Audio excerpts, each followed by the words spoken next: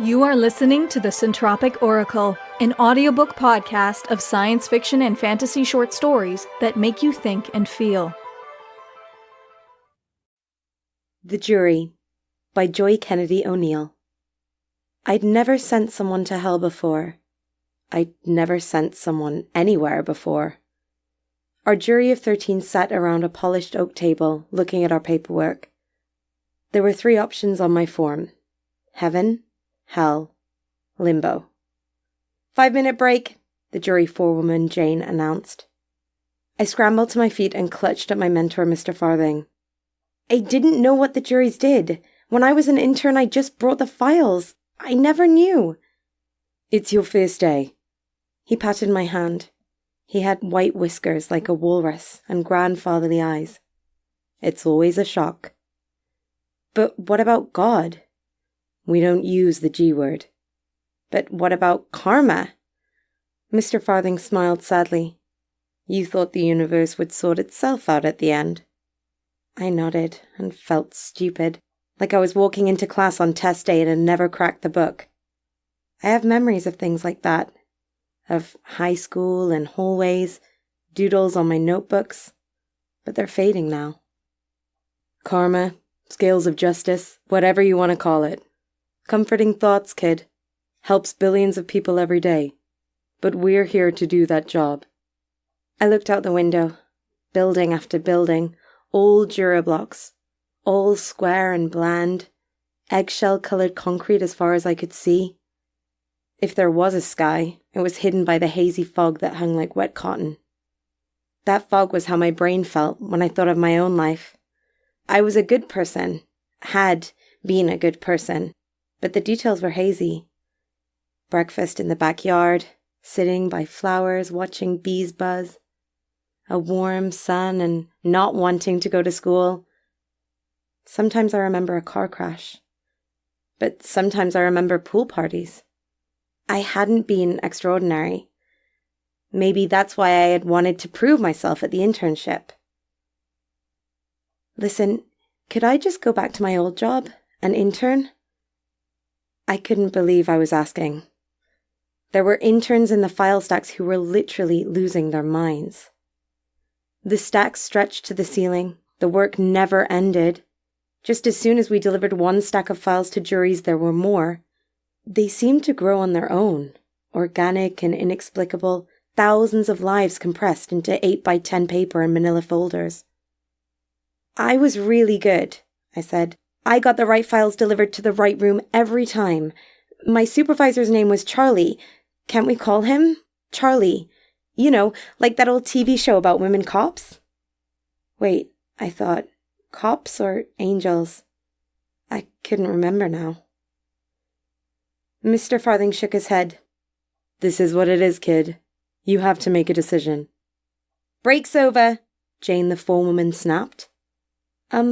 Can we decide how bad hell can be? I asked as we regrouped around the table.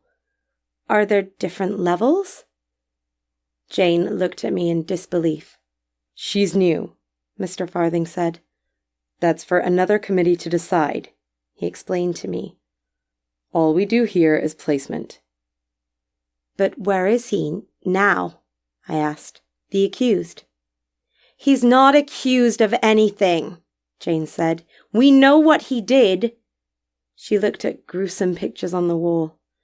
The subject who did this is resting peacefully in a container cell. No consciousness. His clock doesn't start ticking until we decide. Wait a minute, another juror said. What about the nature or nurture debate? Oh, geez, not another double N-er at my table. Jane grimaced and projected another picture.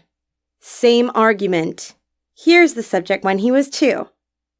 We looked at a smiling, chubby-faced baby. He was loved. Great parents, stable family, no excuses. An intern came and put more files on the table. I wanted to wave to him or tell him, great job, some little encouragement because I know how monotonous the work is. Maybe Charlie was his boss too, but he was out the door before I got a chance. Wait a minute, another one of the jurors said. She waved a light and more pictures popped up on the wall. This is a normal person's brain. This part here, the supramarginal gyrus, is responsible for empathy and judgment. This was the subject's brain. She flicked back and forth between picture. Normal, abnormal. Normal, abnormal. Even I could tell the difference. So, it's like a birth defect? I asked. Exactly, the juror said. So, we'd be punishing him for not being born right, for something that got...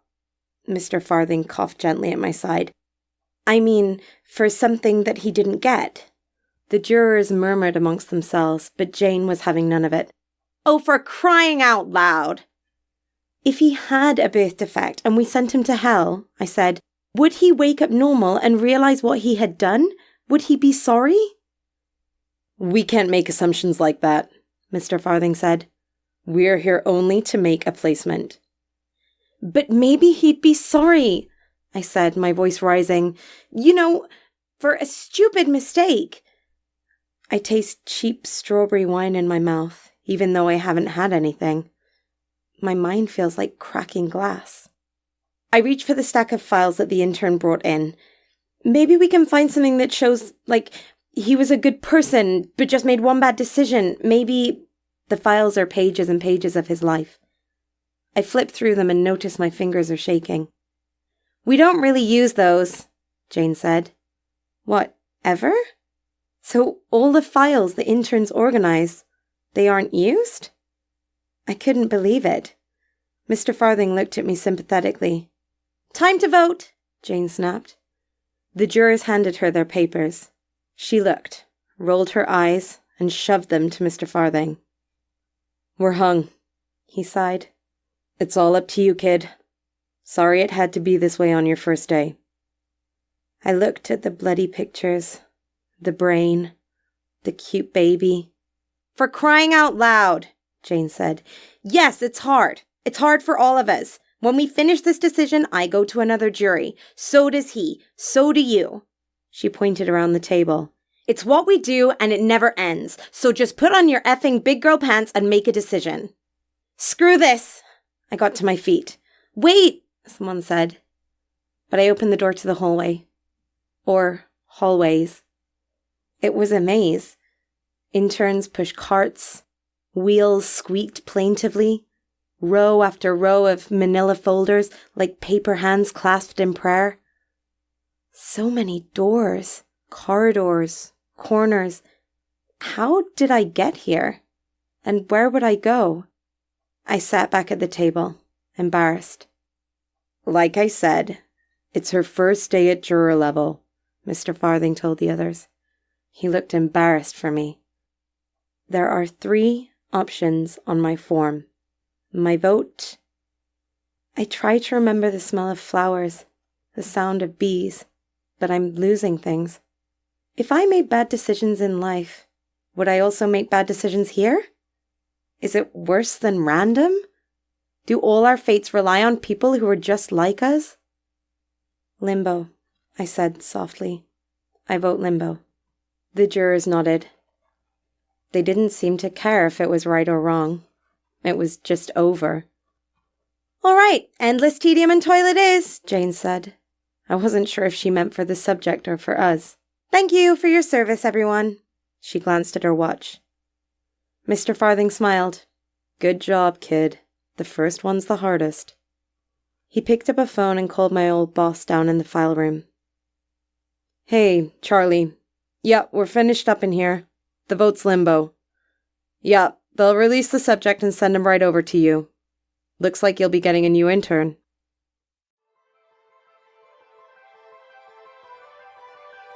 We hope you enjoyed The Jury by Joy Kennedy O'Neill, read by Jill Raymond.